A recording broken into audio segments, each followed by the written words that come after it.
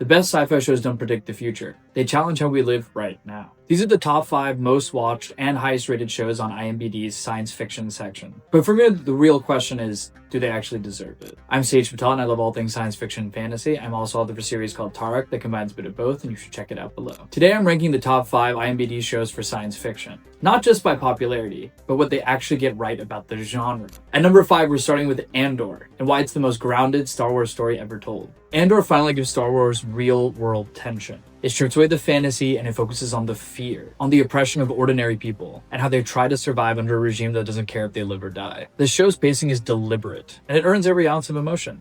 You should also check out the video that I did on the deep dive on the seasons themselves. For Andor, the writing is smart. The performances, especially for Diego Luna and Stellan Skarsgård, are just outstanding. They're great, they're memorable. Stellan Skarsgård gives one of the best speeches on oppression and fighting an empire ever. The prison arc alone is one of the best pieces in the entire series. It's really good storytelling showing oppression and how you fight it in the most real way, and the stakes it takes and how everyone is probably going to die, but you try anyway. It's not about destiny or magic. It's about pressure, politics, and personal cost. Andor actually shows what the rebellion looks like when no one is watching. If you ever wanted Star Wars to grow up, this is the one to start with. It's patient, it's serious, and it's brilliantly written. The verdict: Andor is the smartest Star Wars project in decades. It's not for kids, it's not for nostalgia, but for adults who actually want substance. At number 4 is Foundation, when big ideas finally feel cinematic.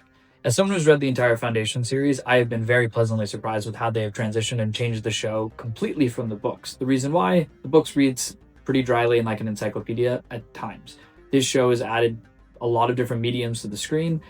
Do I like the fact that they've changed some of the characters? Not so much, but do I think the story is a lot more compelling, especially around the Empire portion? Absolutely. Ultimately, Foundation as a TV show, I don't think shouldn't have worked. It's based on Isaac Asimov's Foundation series, and they're very cold mathematical novels at times. Not actually in terms of the hard science fiction way, but in terms of the fact that the major characters change multiple times throughout the first couple of books, and then you only get one major character for the last 2 books. So it doesn't really feel like you have a lot at stake when it comes to watching it in the form of television. But in my opinion, Apple TV pulled it off. The show is stunning to look at, full of massive ideas about fate, free will, and destiny. And of course, the cycles of civilization themselves. The creative liberties actually help. The Clionic dynasty, the genetic clone of emperors with dawn, day, and dusk, all of that is new to us as readers. It's really cool, and they did a good job of it. Leah Pace is also one of the best actors to possibly play Empire, period. It gives a human face to science and power. I don't think any other space opera science fiction show out there right now is as ambitious as this television show. It balances intellectual storytelling with visual scale, and it looks like prestige television as it should. If you want something big, serious, and visually stunning, this is the show for you. And it also treats the audience like adults, as it should. Foundation isn't necessarily easy to follow, but that's part of the appeal. It's one of the few shows where ambition actually feels earned. At number 3 is The Last of Us. Now, I will have to preface, I've only seen the first season, and I've never played the video game, but that first season was pretty epic. Most video game adaptations fail, we all know this, but The Last of Us didn't. It's intense, it's emotional, and it's personal. It's a show more about connection than catastrophe. The first season for me hit hard. And my favorite one is the one with Bill and Frank. Honestly, that is one of the most intense episodes of television I've ever seen. That story alone could have won awards. It's heartbreaking, it's quiet, it's beautiful. But also the entire show is just intense. And also we love a story where Pedro Pascal is just taking care of a child. I mean, we have it with The Mandalorian, we have it in The Last of Us, we got that in Fantastic Four. If only we had that in Game of Thrones, I guess. Getting back to it.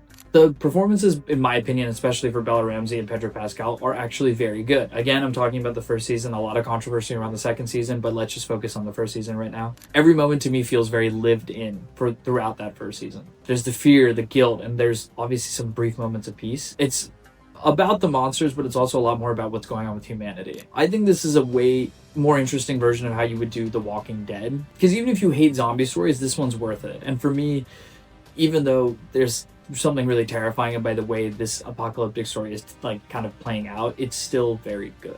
This one's a kind of a weird one for me because it also feels like fantasy more than sci-fi, but at the same time, it's one of those weird genre blenders to me.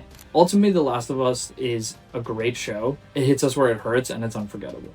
Coming in number 2 is Stranger Things. It teaches us why nostalgia still works if you do it right. It's easy to forget how Stranger Things kind of changed pop culture when it debuted because it was like 10 years ago. It made sci-fi cool again. It turned a group of kids in a D&D campaign into a global phenomenon. And each season somehow got bigger without losing its heart. Now, don't get me wrong, this changing between each season in terms of 2 to 3 years, in between it all, the fact that the main character is no longer a child, she's married with a child, it makes things a little bit less, I don't know, realistic. But getting back to the show, its nostalgia isn't empty, it's emotional. The friendship between characters is its glue, and I love a found family. Even when the story drifts, the cast still carries it well. The mix of horror and coming of age and the government experience-y component really shouldn't work, but it actually does. It comes together nicely, and that's why, you know, the final season will probably kick ass. It's rare to have a show that would scare you, sometimes make you laugh, and at the same time, it's definitely not deep sci-fi, but it is perfect entertainment. Stranger Things reminds us why we fell in love with this genre. It makes being a nerd feel kind of epic. At number 1 for this rating, it's kind of controversial. I mean, to be fair, I think the whole thing is controversial, but Black Mirror. The reason why I think this show keeps getting pushed higher and higher up is that it's probably the only sci-fi one that's becoming true, especially with the proliferation of AI and everything else that we're having around us since the show has debuted. It's getting strangely accurate. Black Mirror didn't predict the future, it diagnosed it. Every episode shows us how far we're willing to go for comfort, for validation, for control. It's the scariest kind of sci-fi because it's already happening. Episodes like Nosedive and the entire history of you kind of hits a little bit harder when you realize when they first aired compared to now. And then you have San Junipero, which is, in my opinion, is my favorite episode. It's one of the few episodes that lets you breathe, and it's a bittersweet ending. It's love eternal, but only if you're willing to live forever into a simulation. Why it's great is because it's the most culturally relevant sci-fi show to us right now. It takes real fears, technology, isolation, ego, and turns them into emotional gut punches. Because every episode makes you think, you can't really watch this as a background show, and I don't really know anyone who'd want to watch this as a background show. You either confront it or you just don't watch it and you turn it off. To me, Black Mirror is required viewing. Not for escapism, but for awareness. And not necessarily every episode, but there's a couple that I think everyone should probably decide to take a gander to check out. To me, it's the blueprint for modern dystopia, and I don't think anything else out there can really top that. Okay, ultimately, across all 5 shows. Now, do I think this is the order that they should be in? No. Do I think that the results will keep changing by the time this video comes out? Probably, because it's showing by popularity and changes in how many people are voting for these things. The best sci-fi doesn't just entertain you, it makes you uncomfortable. It forces you to confront how fragile we really are. Whether it's rebellion, extinction, or just innovation gone way too far. To me, Andor shows you on camera how the rebellion actually works. Foundation proves that big ideas can be emotional. The Last of Us puts heart above spectacle. Stranger Things keeps wonder and nostalgia alive. And Black Mirror reminds us we built our own dystopia. And that's why these 5 are considered some of the best. Maybe not to me in my ranking for the top 5, but according to IMDb, it is. I'm Sage Patel, and if you love sci-fi that's about ideas, consequences, and characters, and sci-fi that makes you actually feel human, subscribe for more reviews like this. And if you want to check out a world that asks the same questions in a different way, maybe you should look at Tarek. Now, which of these shows do you think actually deserves the top spot? Are there other shows that IMDb should be included, or do you think that we should go back and do different sort of ratings or my own top 5? Let me know and drop your comments below. Like, subscribe, and I'll see you in the next one.